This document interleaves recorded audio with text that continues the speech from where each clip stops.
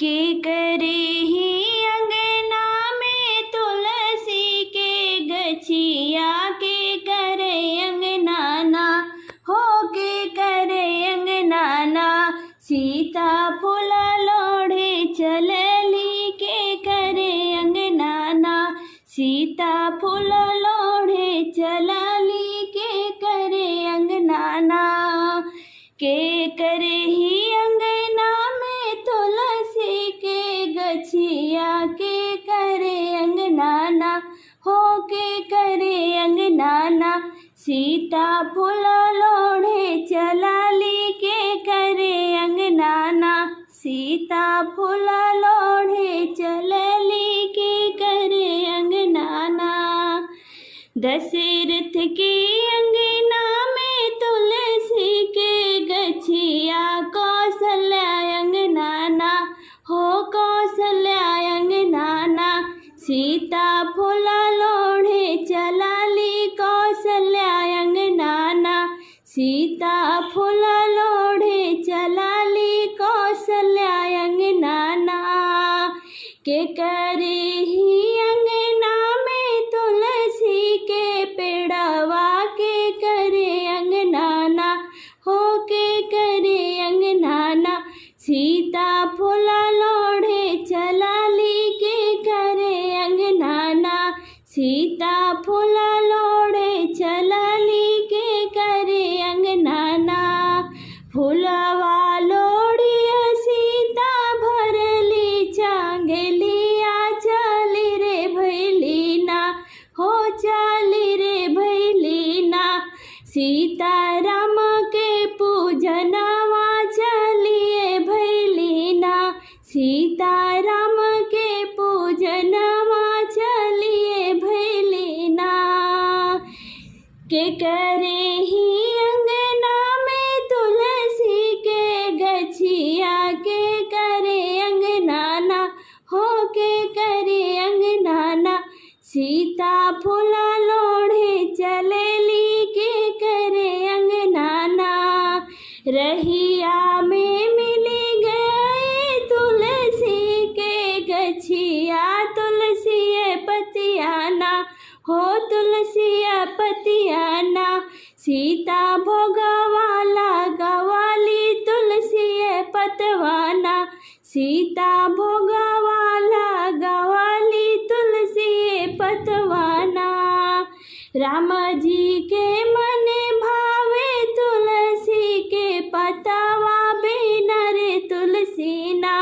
हो बिना रे तुलसीना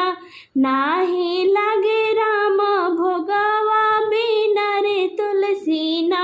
नाही लागे राम भोगवा बिना रे तुलसीना हथवा में लई के चुनरिया त तुलसी नहाए चलली हो सखी रहिया में मिल गई राधे जी दिलवा के बात पूछे हो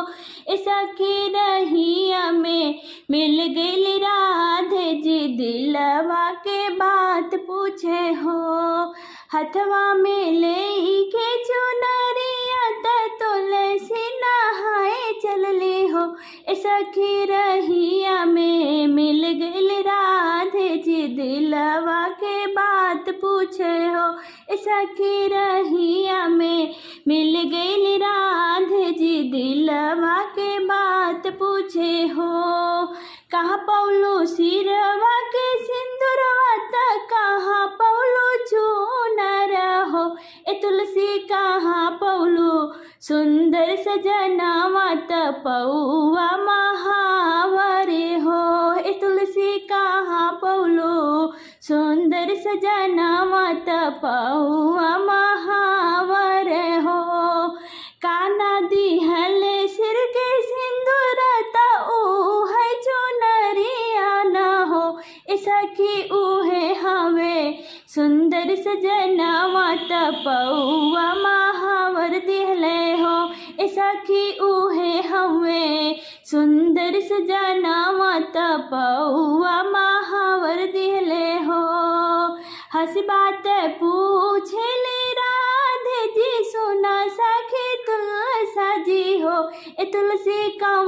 कवन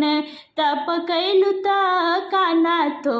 हाई मिल गईले हो। ए तुलसी कवन कवन तप तू कैलु त काना तो है मिली गईले हो। पूर्व मुहे कैनी स्नानवा सूरज गोड़ लागी ना हो। ए राधे पश्चिम मुहे कैनी स्नानवा त भोला जी गोहराई ना हो। ए राधे पश्चिम मुहे कैनी स्नानवा त भोला जी गोहराई ना हो। उत्तरे मुहे कैनी स्नानवा त गंगा माई के ध्यान धैनी हो। ए राधे दक्षिण मुहे कैनी स्नानवा बजरंगी गोहराई ना हो। ए राधे दक्षिण मुहे कैनी स्नानवा बजरंगी गोहराई ना हो। बीच गंगा मारनी डुबकी आता गुरु जी के ध्यान कैनी हो। ए राधे इतना ही तप हम कैनी त काना मोहे मिल गईले हो। ए राधे इतना ही तप हम कैनी त काना मोहे मिल गईले हो।